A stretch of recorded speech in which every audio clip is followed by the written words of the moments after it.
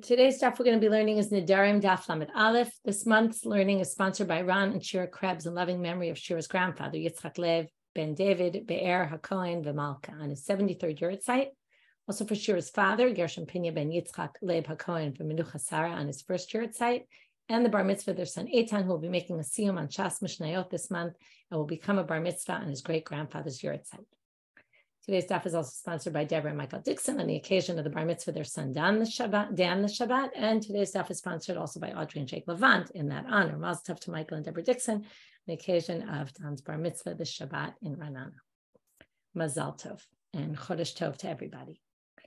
Okay, we're going to start with our Mishnah at the top of the page. Hanodir mishoftei Shabbat, asur b'Yisrael v'asur b'Cutim. Today, in general, we're going to be dealing with somebody says a certain term. Does that mean Jews? Does it include Cutim, Samaritans? Does it include non-Jews? What do these, we're going to have all different kinds. What people are included in these sets? So if you say from those who, and we're going to have a little trouble translating it, Shoftei Shabbat, those who don't work on Shabbat. Let's translate it simply as that. Asur b'Yisrael, so that includes Jews who don't work on Shabbat, and Cutim as well. Cutim, okay, let's go back and talk about who they were. And in fact, I'll resend a link to one of Shuli Mishkin's posts entitled A Good Samaritan, which is all about the Samaritans, the Shomronim, which gives you a little bit more of historical background, which we had in Yevamot. We've had it a whole bunch of times, but Shuli's article was written during the Yevamot in flashback. Anyway, the Cutim were the nation that when the Assyrians when they took us, the kingdom of Israel, out of Shomron, which was our capital, they sent us off. They put other people to live there. They are called the Shomronim, the Samaritans, because they lived in Shomron. And then what happened? They started being attacked by lions, as said in Sefer Melachim. And they found someone a Kohen, who could teach them the laws of the land. They started being Jews. Now, they converted. The question is, were they real converts or not real converts? This sugya clearly thinks that they were real converts. Otherwise, the rest of the sugya doesn't make so much sense. See this inside. And they became Jews. There's certain things that they did as Jews, and there's certain things that they didn't exactly keep. One of the big differences is that where is the holy place? The Torah never says it's Jerusalem. The Torah always says, Hamakom asher yivchar, to the place that God will choose. And they believed that it was more near Shechem, Har Gerizim, and Har Eval, and they did not believe that it was Jerusalem. So that's going to be important to understanding this Mishnah. Hanodir mishoftei Shabbat. So if you say Shoftei Shabbat, so that includes Yisrael and Cutim, but obviously it doesn't include Gentiles. Me'ochlei shum, this is an interesting one. Ezra made a takana, you should eat garlic on Friday nights because you're supposed to have relations with your wife on Friday nights, and that makes it more potent, more however you would say it. So me'ochlei shum, asur b'Yisrael v'asur b'Cutim. Both Cutim and Jews are also commanded in this takana of Ezra. Me'olei Yerushalayim, but if you say from those who go up to Jerusalem, Asur b'Yisrael umutar b'Cutim, because the Cutim didn't go up to Jerusalem. So now the Gemara wants to know, wait a minute, my shoftei Shabbat, Shabbat, what do we assume? It means those who keep Shabbat. Well, my Uriah b'Cutim, afilu ovdei kochavim nami. Now, what historical reality caused this Gemara to be written is a very, very good question. I don't have a good answer, but what they're saying here is there were clearly Gentiles who kept Shabbat. Okay, what this means exactly, maybe early Christians, not exactly clear what they mean here, but it seems what I think they're saying is if there were Gentiles who loved Jews and wanted to live among them and keep the same similar laws like keeping Shabbat, then they would be included as well. And they're clearly not included here in the Mishnah. Therefore, we must understand this as elami mitzuvim ala Shabbat. It means you're commanded to keep Shabbat, not that you're keeping Shabbat, but that you're commanded to keep Shabbat. And then that would not include Gentiles. So ihachi, they say, wait, we have a problem. If you say it's just those who were commanded, even though, right, and not those who were doing, if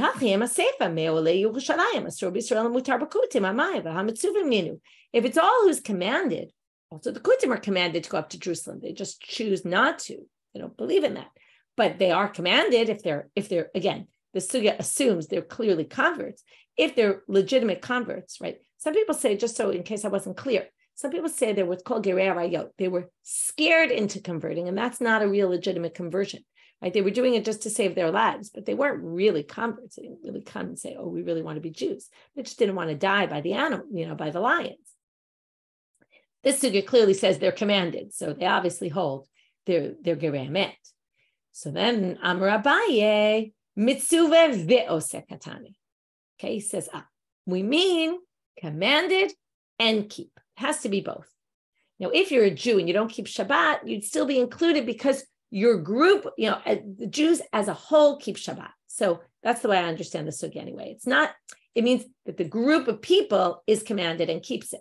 If people as a group, as a whole, like the Cutim, don't do something like Olei Yerushalayim, then they're not going to be included. So let's read it now. B'tarte babe kamaita, in the first two sections of the Mishnah, Yisrael b'kutim mitzuvim v'osim, right? Both Shavtei Shabbat and Ochlei Shum, eating garlic, they're both commanded and they do it. And Ovdei Kochavim, Hahu da'avde, even if you're someone who does do this, Osim ve'enam mitzuvim, they do it, but they're not commanded to do it, so therefore they're excluded. B'olei Yerushalayim, Yisrael mitzuvim v'osim, kutim mitzuvim ve'en osim. And that's what we were getting at before, which is, when it comes to going up to Jerusalem, the Jews are commanded and they do it. The Cutim are commanded, but they don't do it. Okay. Next Mishnah. Konam she'eni nehaneh lebnei Noach.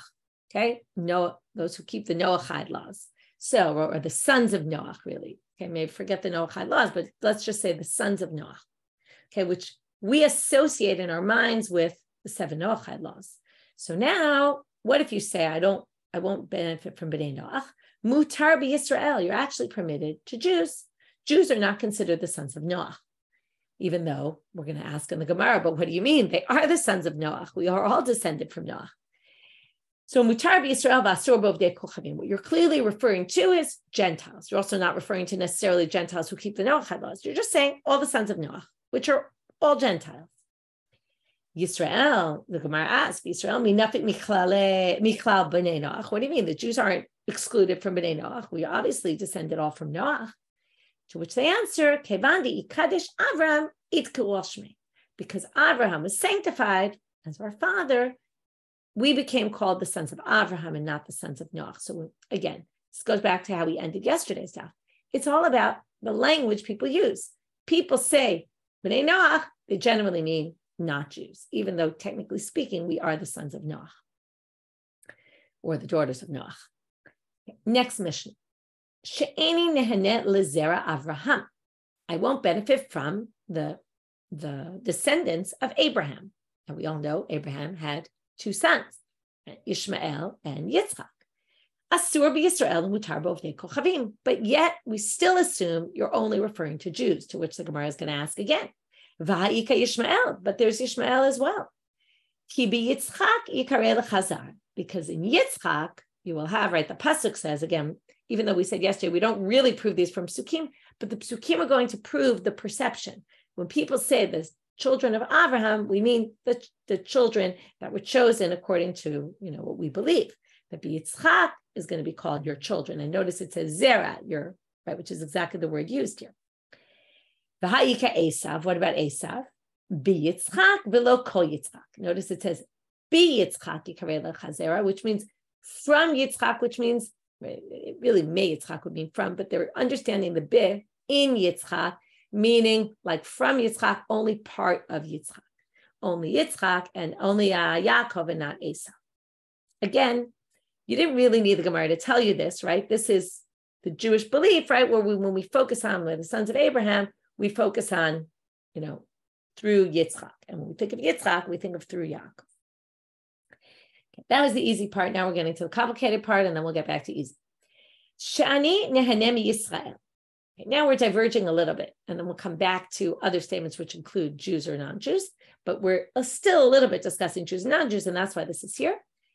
If I won't benefit from any Jew, okay, which really the next line would apply to any group of people that I'm not benefiting from. That's why I say this is a little bit different than the rest of the Mishnayot we're going to learn today. What if I want to buy and sell from this Jew? So I basically say, I won't benefit from you, but then I want to buy something from you, or I want to sell something to you. So if I want to buy, lokach, biyotel, I can't buy something from you for the normal price, or obviously not for a better price. I can only buy from you for a higher price, okay? Because, and we're going to have to figure this out exactly, because otherwise buying, this Mishnah assumes, and we're going to question this assumption in a little while, is that buying from you for the actual market price is actually a benefit to me. And likewise, mocher b'pachot. If I sell you something, I have to sell it for less than its value. Since I'm not allowed to benefit from you, if I sell it for its value or more than its value, I'm actually getting benefits. But for less than its value, it's fine. And likewise, the reverse. If I say she Yisrael nehanim li, if I make a vow that you cannot benefit from me, okay, you and all Jews, again, the Jewish issue is a little less relevant here, although it will be at the very end of the Mishnah. Lokach b'pachot u'mocher b'yotel. Since now, what's the issue? You can't benefit from me. So if I sell to you, if I buy from you, then I have to buy for less money so that you don't make a lot of money, right? You have to make less than the value because you're not allowed to benefit from me. Umocher b'yotel. I sell to you, I have to sell it for a higher price. Now, let's think about this situation. I cause you to basically be, I'm the one who made the vow. In the first case, I made the vow about myself. So I have to suffer, basically. In this case, I made a vow about you, and now you can only buy from me for more and sell to me for less. Ve'ein shomin lo. The way the Rashi on the page here, which is called the Mefarish, it's not Rashi. They just call it the Mefarish. The Mefarish says, ein shomin lo means who in their right mind would do this, right? Like, if I vowed you not to benefit from me, and now, right, it comes to buying or selling from me, you're going to lose. Why would you ever do such a thing, right? If I did it to myself, maybe so I'm putting myself in this situation, and this leads us to a question that someone asked after the Zoom yesterday about, I don't understand why people would even make these vows, right? So again, you have to imagine a society where somebody wanted, especially if I make the vow myself, it's a self-inflicted, right? I want to cause myself to suffer a little bit for whatever reason, maybe part of asceticism or something. If it's to you, maybe I was angry with you, but if I'm angry with you, like, what is it your problem, right? You're not going to want to say, oh, I'll buy from you for less, I'll buy for you and I'll pay you extra money. That would be weird. So the way it's understood is it's kind of just a fact on the ground. No one's going to really listen to you. The Ran is a different girsa, and I'm not going to give it all away, but in Gefet this week, which just came in this morning, I'm not sure it'll make sure to go up before Shabbat. If it doesn't make it up before Shabbat, at least it'll be up on Sunday. But there's actually a Rabbanit Shimoni talks about this other version that appears in the Ran. And then from there also she gets into, to kind of finish up the chapter, which is going to finish up tomorrow's daf, connects between this and between these midrashim we're going to see in tomorrow's daf about Avraham Avinu. So now we have this person who basically no one's going to really want to buy from them. Now, she'eni neheneh lahen ve'hen li. Now that's just ein shomin lo. Theoretically, you could sell or buy from them. Just, you'd have to affect the price. But if I say, let's say we do both. Okay, so again, in the first case, I won't benefit from you, so I can buy for more and sell for less. In the second case, it's the reverse. So what if both of these apply? Then we're left with nothing, because I can't both buy for more and buy for less, and I can't sell for more and sell for less at the same time. So if I say she'eni neheneh lahem v'lahem li, if I say I won't benefit from you and you can't benefit from me, then you can't actually buy from any Jew at all. And that's why this is here in the chapter, in the middle of all these cases, yehaneh lo'ovdei kochavim. The only person you can buy and sell from is going to be non-Jews. Okay, because you basically excluded all Jews from any kind of business interaction, because you can't both buy for less and buy for more. It's not possible. It's not possible. Amar Shmuel. Now we get to the more complicated part. Shmuel brings this halacha in a totally different context. We're going to derive something from here, which is going to seem to conflict with our Mishnah. And that's where we're going to get to, what does it mean, yotel or pachot, and why not 50? Why not for the actual price? Okay. Amar Shmuel, halokech kli min ha'uman levaklo. Okay, but I thought of it in my mind as a test drive. You take a car for a test drive. Okay. You want to buy a car, you want to check it out before you buy it. You haven't bought it. You're not the buyer yet, but you're a potential buyer. And then you go to check it, v'ne'enas biyado, and some crazy accident happens, that had nothing to do with your fault. You weren't at fault in the slightest. Someone smashes into your car. on purpose, let's say, I don't know, some crazy situation, chayav, you're responsible, even though you haven't even bought it yet, right? Now, why are you responsible? So first of all, who is responsible for onus? Okay, this we're going to get to in Bava Metzia, which is if you're watching someone's item, or right, there's 4 categories. There's someone who watches and makes money. There's someone who watches it for free. There's someone who rents property from someone, rents a car, let's say, and there's someone who borrows a car. Now, only the borrower or borrows an item, whatever it is. So we're talking about a car, so I'm talking about in a car. If I borrow your car, it's the only person who's responsible even for accidental damages, onus. Why? Because I get all the benefits, okay? If I'm watching your item for free, so I'm not making money, right? And I'm not even able to use it. So that I'm really not benefiting. If I'm a shomer sachar or a socher, where I'm basically renting it from you, so I get to use it, but I have to pay you actually. So it's not exactly benefit. It's not benefit in all ways. If I am watching it for money, so I'm getting paid, that's benefit, but I can't use it. If I'm watching your car, you asked me to watch it, I'm not supposed to drive it. But a borrower doesn't have to pay and gets to use it. So they get all the benefits. So that's why a borrower actually has to pay onus. So comes Shmuel and he says, a potential buyer is basically, the whole idea is it's based on benefit. You're going to be responsible for onus if you're benefiting. Since in a sale, now this is the interesting thing that Shmuel is saying, one can argue with this, but who benefits in a sale? Who benefits more? Okay, this is like a seesaw according to the sugya. Someone benefits more than the other, because otherwise, if it was equal, no one would be responsible, right? The buyer wouldn't be responsible for onus.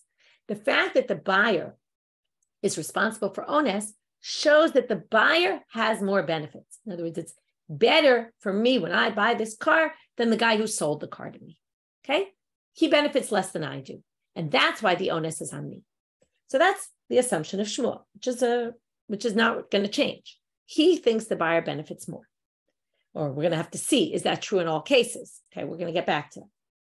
Tanan, so now we're going to say our Mishnah seems to contradict that. She'eni nehenem Yisrael.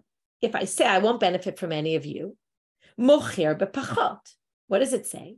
I can sell it to you only if I sell it for less money. Aval shaveh b'shaveh lo. But if I sell it for the market price, I can't.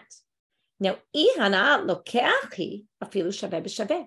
If the benefit is more on you than on me, then it should only be a problem if I sell it for more than it's worth. But if I sell it for 50-50, what did we say? In the seesaw, you're benefiting more than I'm benefiting. So if I sell it to you and I'm not allowed to benefit from you, you're the one who's benefiting from the equal. If it's an equal, right? If it's a fair price, totally fair, who's going to decide I'm benefiting more? You, okay? And you're the buyer. So basically, it doesn't make sense that it would have to be, I have to sell it for less than it's worth. I should be able to sell it for exactly its market value. Ve'od. I'm sorry, I stopped there. Okay. So now the Gemara says, wait a minute. Madnitin, we're now going to explain the Mishnah differently. Matitin bizvina derame al ape.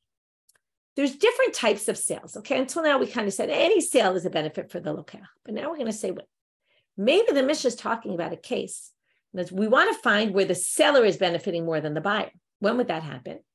Okay, literally, this means when the sale, right, the object being sold is slapping him in the face. Now, what would that mean? Well, if I'm selling an item, and let's say I can't sell it. Every time I look at this item, I'm stuck with this, right? I have a car that I want to sell and I just can't get rid of it. Every time I look at it, it's like a slap in my face, right? It's like in my face, you could say. In that case, I'm benefiting more than the buyer. But this is all like supply and demand, really, right? I'm benefiting more than the buyer because I want to get rid of this more than he wants to buy it or she wants to buy it. So therefore, it must be the Mishnah is talking about a case where Zvini Derame al Ape, okay? Where I really want to get rid of it. Then the benefit seesaws back to me. I get more benefit than you. And therefore, I have to sell it for less than its value. I can't sell it for 50-50. So that makes a lot of sense. What's the problem?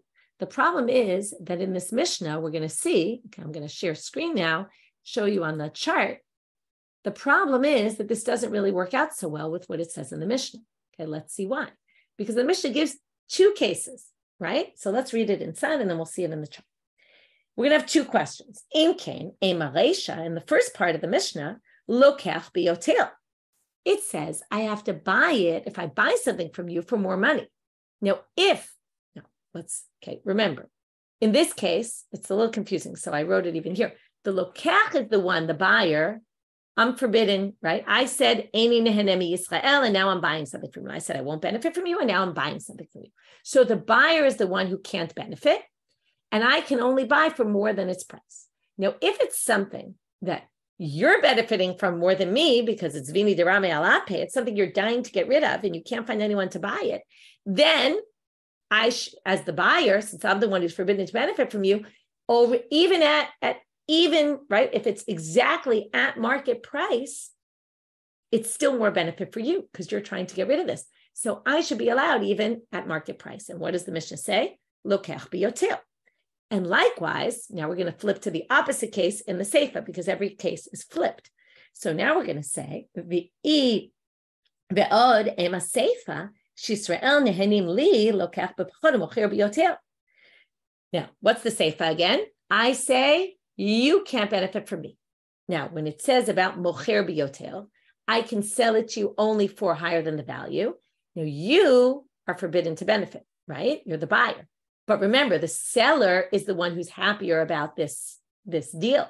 So therefore, if it's that you're happier with the deal than me, then that I'm happier with the deal than you, and you're the one who can't benefit, then afilu shaveh b'shaveh. Then again, if it's market price, I should be able to sell to you for market price because, again, you're benefiting more than me. So if I just get market price, that's basically not really benefit, okay? Because, right, I'm trying to get rid of it. So even, one second, why am I, right.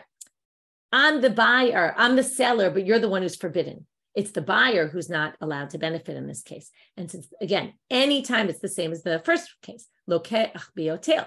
It's all about who can't benefit. If the buyer can't benefit, then the seller, right, should be, in this case, I can sell you for the market price because, again, I'm benefiting more than you, and therefore you're benefiting less, and you're the one who's forbidden to benefit. So at market price, your benefit is already less than mine. So therefore, it should be allowed. Okay, so basically, if we want to say, let's just go back to the beginning. Shmuel, again, the main thing of Shmuel was, Hana lokechi. The benefit is always in the buyer. Our Mishnah doesn't seem to say that. And therefore, they say our Mishnah must be Zvina Derame al Ape, where it's a unique case where the benefit is more on the seller. But that doesn't work because then the Reisha of Lokech biyoter doesn't work and the Seifa of Mocher biyoter doesn't work. It should be 50-50, should be fine. To which the Gemara says, in order to resolve this problem, even though this really doesn't resolve the problem, the Gemara is going to ask one question, but I'll raise a more even question that the Gemara should have really raised, which the Ran also says is an issue. They now say, in order to resolve this, Seifa b'zvina charifa. Okay, the beginning case, the first case where I said I won't benefit from you, was a case where the seller, right, really wants to get rid of it. There also could be, and then we were talking Shmuel was in an average case, right? The normal case, that the buyer is always happier than the seller.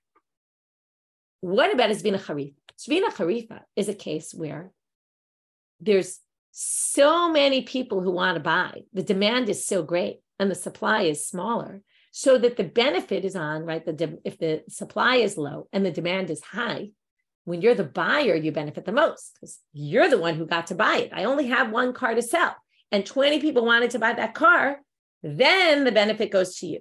And that explains mocher biyotel. Because again, we're worried about the buyer. Remember, it's very confusing because I'm the one selling, but you're the one who's forbidden to benefit. So again, the lokech, you as the buyer, since you're benefiting so much, because there's no one, there's only one car, shaveh b'shaveh is not going to work because you're already benefiting from the fact that you're buying the car. And therefore, only if you buy it for more money than it's actually worth, is it going to be considered that you're not benefiting from it. So that explains the Seifa. The Seifa is Zvina Charifa, The Reisha is vina derami al ape. The problem is that it didn't explain the question that we had on the first part of the Mishnah in Lokach B'yotel. It just ignores that, which, okay, it's a little confusing that it ignores that, but the Gemara is going to ask another question anyway, and you reject this, because not only does it ignore that, but in other words, the problem with this really, it's very confusing, but the simple way of saying this is that in each case, it goes in both directions. Lokach b'pachot, mocher b'yotel. So either which way you look at it, you can't say it always sides one way, because we're basically saying there is no case of shaveh b'shaveh where it would work, and there is no case where one side can benefit and the other one can't, right? That whether you're the buyer or the seller, either which way we're looking at it from both directions. So you can't say it's sided one way, because then the other part doesn't make sense. Where, in other words, each side has two parts. There's the Reisha and the Seifa, which is me to you and you to me, and there's the buyer, seller, buyer within each one. So that's what basically, instead of asking, well, you didn't answer the question on the Reisha, on the Lokach B'yoter, they're going to say, what about the first case in the second part, which is, you can't benefit from me. It's a Zvina Charifa, which means it's better for the buyer. And what does it say? If I'm buying from you, Lokach B'pachot, I can buy it for less money. Now, you as the seller are not really benefiting. So why, and since again, you're not allowed to benefit, if I buy it for less, I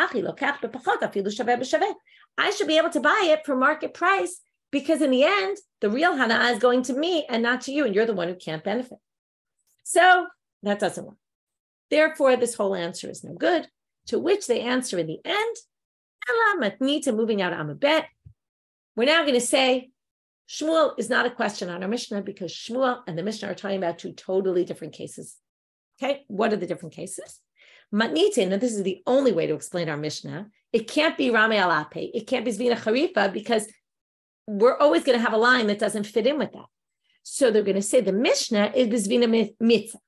The Mishnah is going to be in a regular case where there's no more benefit to one person over the other. In a regular case, actually, different from what Shmuel said, in a regular case, buyer and seller, and that's probably what, if I had asked you, what would you have said in the beginning before we saw Shmuel? Really, theoretically, we're both benefiting in the same equal manner. I'm getting something by buying it from you, and you're getting benefit by selling it from me. So it's even. And that's why shaveh b'shaveh can't ever work. And that's why every single permutation in the Mishnah, it doesn't matter what it is. And that's why if you got a little bit confused, it doesn't make a difference. The point is, you can never buy or sell if you can't benefit from somebody else, whether you're the one who forbade yourself or you're the one who someone else forbade. You can't buy or sell for market value because you're benefiting. A sale, if you sell something, if you buy something, no matter what, it's benefit. That's why market price never works. What about Shmuel, where he said the buyer is benefiting, he has to pay ones, accidental damages? Bizvina Charifa, you would have to say it's only a case where, let's go back to my car case, I took a car for a test drive, but there was only one car in the store, and there were tons of people who wanted this car. It was a very popular car. Everybody wanted it, and I benefited because I was the one who got to buy the car. So that's how you'd have to understand Shmuel, which is hard to say that that's what Shmuel was talking about, but it's the only way to do it if we take our Mishnah at face value, right? Which our Mishnah is, right? It's hard to not understand the Mishnah. It's hard to understand the Mishnah in any other way, really. They tried very hard. But in the end, they were stuck and they had to say Shmuel only in a particular case. Okay, now we move on to a Braita. Okay, that was the hard part. At this part, it's much more simple, but we're still with Shmuel. We're now going to bring a Braita to support Shmuel. What does the Braita say? Again, Shmuel said, if you borrow something and you want to buy something and you haven't yet bought it, but you're kind of using it in the meantime, test driving it or whatever it might be. In our case, we'll see it's something else in this Braita. You're responsible for accidental damages. Halokech kelim in hatagal. You go to a store. You want to buy something for your father-in-law, okay? Now, l'shagran lebeit chamiv. You want to send it to your father-in-law's house. V'amar im mekablin otam mimeni, ani noten l'chad mehem. I said, listen, I don't really know my in-laws well enough. I don't know if they're going to like this. So I'm going to borrow this gift right now. I'm going to not borrow it, but I'm going to take it to them. If they like it, great, I'll pay you the money. V'im lav, and if not, ani noten lecha lafi tovat hana'ah shebahen. I've taken this gift now, and I show up in their house with this gift. Even if they don't like the gift, I get brownie points for basically trying to buy them a gift, right? So that already means that I've gotten something. It's not worth as much as the gift. So I'll give you a little bit of money that you let me take this gift and show up in their house with it, but I'm going to return the item and get my money back. I'll pay you the tovat hana'ah, the little bit amount that I benefited from this. So now what's the halacha? There's two times where this could have an accident, either on the way to their house or if I'm returning it back to the store on the way home. So the Brayta distinguishes and says, if I'm on my way and the onus happens, I'm responsible. Because at this point, I'm the potential buyer. As soon as I get to their house and I decide I'm returning it to you, I don't want it anymore. It's no longer my responsibility. It's fascinating, right? So it says here, at this point, you're basically similar. You're not, because you're not getting paid for this, but you're at the same level of someone who gets paid to watch someone's item. Because basically, you're not going to use it. You're not going to use it because you're going to return it, and you're not benefiting because you're not going to buy it. So you're not like a shoel who has all the benefits, but right, you're not going to be responsible then for damages because you're just really returning it to him. So therefore, again, you're not really like an osei sachar. They're just saying you're put in the category of someone who's an osei sachar, which means you're not obligated in accidental damages. So now the chazara part isn't important. The important part to prove Shmuel was that while you're on your way, you're responsible because you're a potential buyer. On the way home, you're no longer a potential buyer. On the way there, you're a potential buyer and you're responsible because the hana'ah is yours. Now they bring another case, which is also saying the same idea. There was a case of a middleman. What's a middleman? Well, a middleman is someone who buys from someone in order to sell it. So this person bought the shakal chamra lezabune, but usually you take it, but you don't necessarily buy it yet. You wait to see if you can sell it. It's the same idea of going to your in-laws' house. If you take this item from the store, you say, I'll try to sell it. If I sell it, I'll pay you the money. If I'll pay you what you want to charge me. I'll obviously sell it for more money. Otherwise, what's the point? And if I can't sell it, then I'm going to bring it back to you. That was the deal with these middlemen. So he took a donkey to sell. And he didn't sell it. Now, what do you expect is going to happen? If he was on his way to sell and there's onus, he'll have to pay. If he's on his way back, he won't have to pay, right? But that's not what it says. While he was on his way back to return it, something happened to the donkey and it died. Rav Nachman said, you're responsible. Accidental damages, you're responsible. Rava said to Rav Nachman, what are you talking about? Let's quote this brit we just had. On the way home, you shouldn't be responsible. He wasn't going to buy it anymore. Amar le, he says, what are you talking about? It's not like I was going to my in-laws' house, and once the in-laws don't want it, I'm clearly returning it. This is a case where I took it to sell. Now, I went to the shuk, and I went to sell it, and I couldn't sell it. But I'm a saleswoman. When on my way home, I'm going to try to sell it to anybody I see.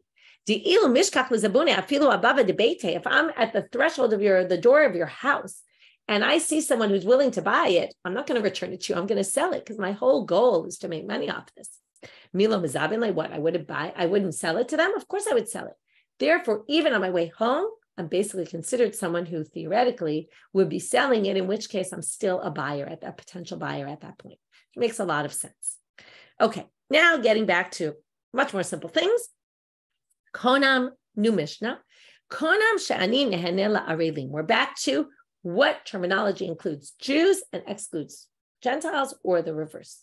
If I say arelim, which means uncircumcised people, mutar be'arlei Israel, I'm actually permitted to uncircumcised Jews, because I didn't mean really uncircumcised. What did I mean? Jews are generally circumcised. So I meant Jews when I said that, just like the B'nai Noach or B'nai Avraham, right?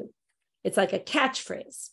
And if someone is circumcised and they're a Gentile, I'm also forbidden to them, because I wasn't relating particularly to the circumcision. It was just a term used, okay, that we're going to see inside soon, that arelim is a term often used for Gentiles in the Torah. If I say that I won't benefit from circumcised people, I'm forbidden by even Jews who are uncircumcised, and I'm permitted to Gentiles, okay? Because again, circumcised means Jews, uncircumcised means Gentiles. She'ein ha'olah kruya ela l'shem ovdei kochavim. Orla is a term used for ovdei kochavim, shene'emar, and it's actually used in a derogatory manner, I will mention. Ki kol hagoyim arelim v'chol Beit Yisrael arlei lev. All the Gentiles are arelim, and Beit Yisrael are only arlei lev. Okay, what arlei lev is? It's a good question. So this week in B'machshava Shniya, which is a new column on Hadron's site by Yafi Clymer, she talks a lot. It's in Hebrew, so if your Hebrew is good, you can listen. She talks about this idea of what the purpose of brit milah is and what orlei lev is and what that means. Anyway, she has some interesting things. You can listen to her shiur. Okay, so now we have the second part of this pasuk is really not so relevant because it actually seems to be saying Jews are orla also, but it doesn't. It's really brought for the first part, which is all the goyim are arelim. For some reason, they see a need to bring a number of psukim. Ve'omer, and it says Vayaha plishti ha'arel hazeh. This plishti arel, there obviously it's a derogatory phrase and it's referring to Gentiles. Ve'omer, also in regards to the Philistines, the plishtim. Pen to samachna benot plishtim, pen to alosna benot harelim. This is one of those structures where it repeats the same thing twice. It's poetic, right? Lest they be happy, the daughters of the plishtim, lest they be happy, the daughters of the arelim. So again, it calls the plishtim arelim. Now we're going to talk about another thing about arelut, and then we're going to get to how important brit milah is, which is the opposite of being arel. Rabbi Elazar ben Azariah Omer, right? The orla is the piece that you cut off of the brit milah. That's why they're called arelim, because they haven't taken off the orla. Rabbi Elazar ben Azariah Omer, mu'usagi ha'orla shenitgenu ba'resha'im. Say it's despicable, the orla, because the bad people are kind of mocked because they have orla shene'emar ki kol hagoyim arelim. Okay, it's a term of mockery toward the Gentiles. Rabbi Shmuel Omer, gdola milah. Now we start talking in the more positive formulation. Milah is so great, shenichortu aleh shlosh esrei britot. Okay, because there's 13 covenants that were made between God, the Jewish people, on the brit milah. That's learned out from, it comes up in a lot of other places. We'll see it more quoted in other places. We've actually seen it already of how many words of brit appear in the verses there. Rabbi Yossi Omer, gdola milah, shedochat haShabbat hachamura. We know that Shabbat is very important, and yet if you have to do a brit milah on Shabbat, you do it. So what do you see? Brit milah is obviously very important. This is going to be all kinds of statements about how we know how important the mitzvah of circumcision is. Rabbi Yoshua ben Korcha Omer, gdola milah, shelo nitna lo leMoshe tzaddik aleh afilu melo sha'ah. When Moshe, and we're going to see this inside at the end of today's daf, when Moshe didn't do a brit milah for his son as he was on his way back to Egypt, the angel comes immediately and wants to kill him. Even though Moshe was a great tzaddik, he still was about to get killed in a moment, right? He was only saved because Tzipporah went and took care of the brit milah, right? A very strange story in the Torah. We're going to have a little bit of drasha on it. Obviously, there's a lot of things that are unclear about that story. We're going to have a little bit of a machloket at the end of today's daf on what exactly happened there, and more a little bit into tomorrow's daf. Next, Rabbi Nechemia Omer. This is, by the way, a bit of a different kind of Mishnah. We're still in the Mishnah, and we have all sorts of statements, lots of them of Tanaim. You might have on a halachic issue. This is not exactly a halachic issue, more on statements of how important the mitzvah of brit milah is. Rabbi Nechemia Omer, gdola milah, shedocha et hanegaim. It pushes off sarat, okay, leprosy. What does that mean? Well, we've learned this before also. Leprosy, you're not allowed to cut off a leprous mark. It's one of these forbidden by the Torah to cut off a leprous mark. But if your leprous mark happens to be exactly where the brit milah needs to be done, then you can actually cut off the nega. Rabbi Omer, gdola milah, shekol mitzvot shasa Avraham Avinu lo nikra shalem ad shemal. From here, the Gemara is going to get off on a big tangent about Avram, all sorts of drashot. Nice, because we just finished the Parshiyot of Avram, so all sorts of drashot on them. It's so important that Abraham is only called shalem, perfect, when he's commanded to do brit milah. It says, "Hitalech lefanai ve'yeh tamim," walk in front of me and be complete, like complete with God. And the pasuk after is, let me just read it. Breshit Yud Zayin, pasuk bet. Ve'etna briti beni ubencha v'arbe otcha b'ma'od ma'od. I will give my covenant to you. Covenant.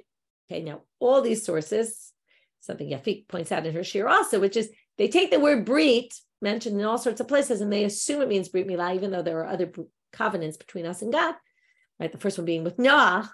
He had a covenant that wasn't brit milah. So anyway, that's a bit of a question, but the Gemara, right? The Mishnah seems to be equating any brit with brit milah. Davar acher, at least with Abraham, it's he was commanded to brit milah. We're going to see another pasuk in a minute, which may be less connected to brit milah. Davar acher, gdola milah shel malei hilo bara kadosh baruch hu et olamo. Were it not for circumcision, God would not have created the world. How do we know this? Pasuk in Yirmiyahu, which again, whether brit means this or not is a good question. Shneimar kol Hashem im lo briti yom ha'layla. If I didn't have my covenant with you day and night, I would never put the world into place. Okay, I wouldn't have had the rules of heaven and earth and the way the world came about. I would never have done. Again, whether it means covenant of us accepting the Torah, I mean, there's all sorts of covenants. Not clear what it means, but the Mishnah, or clearly Rabbi, who was it? It doesn't even come with a name. Davar acher here thinks that clearly it's brit milah. Now we're going to start off with this one about Moshe Rabbeinu. Tanya, Rabbi Yeshua ben Korchomer, it's going to be a quote just like our Mishnah, but with a little bit of a minor difference, and then a lot more is going to be added. Dola milah shekol zchuyot sh'asa Moshe Rabbeinu. In our Mishnah, it said Moshe was a tzad. Here it says all his merits, which is really the same idea. Lo amdulo, didn't even help him shenitrashel min hamilah, when he just, was negligent. Nitrashel, right? To be rashlan is negligent. He was negligent, didn't do brit milah, and immediately they came to kill him. How do we know this? So now we're going to prove it from a verse. Shneimar v'yifkasheu Hashem v'yibakeshem mito. God met him on the way there and wanted to kill him. Amar, soon, tomorrow's daf, we're going to see who did God want to kill. Was it the child or Moshe? That's a question because it says v'yibakeshem mito. It's not clear who it is. Amar Rebbe, chas v'shalom, Moshe Rabbeinu nitrashel min hamilah. He disagrees with Rabbi Yeshua ben Korchi. He says, it's not that Moshe was negligent. You're calling Moshe Rabbeinu negligent? He didn't do brit milah? And how could it possibly be, right? It seems so weird. It's such a basic. Ela kachama. He had good reason to be not sure about doing it. He said, I'm stuck between a rock and a hard place. Emul ve'etzeh sakanai. If I do the brit milah and then I go on my way to Mitzrayim, God told me to go back to Egypt. If I do the brit milah and then I go, right? I can't do that. It's dangerous. Right? The third day, generally very weak. That's what happened with the Shem story, right? They did the brit milah and then they were all weak and they came and fought against them. So I could do the brit milah and then wait 3 days and only go after that. I'm going to push off what God told me. So I'm only going in 3 days, right? He was stuck. And it's like God told me to do a brit milah. On the other hand, God told me, yes, my good joke about the rock, Tartei Mashma, because in the end, Sipporah takes the rock. And with that, she circumcises him. But anyway, God told him, go back to Egypt, and God told him, do brit milah. So now you're a little bit stuck. What do? It's kind of like Avraham and his quandary at the Akedah, right? God told me, be Yitzchak yikarei l'chazera, and now God told me, kill Yitzchak before he even has any zera. So, ela mipnei ma ne'enash Moshe. So it wasn't Moshe's fault. What was his punishment for? Mipnei, this is a good question, exactly how to understand this. Mipnei shenitasek b'malon tchila. How do we know this? First, we'll explain what it is in a minute. Shneimar v'hi baderech b'malon. It says in the psukim there, he was baderech in the malon. Why does it have to tell you he was in a malon, in a hotel? Not exactly a hotel in those days, but an inn or something. The idea is that he was nitasek b'malon tchila. When he got to the place, and commentaries say he must have been already close enough to Egypt that it wasn't a long journey anymore, and he didn't have to worry about the danger. But at that point, he should have immediately done the brit milah, and instead, first he said, let me find a place to stay.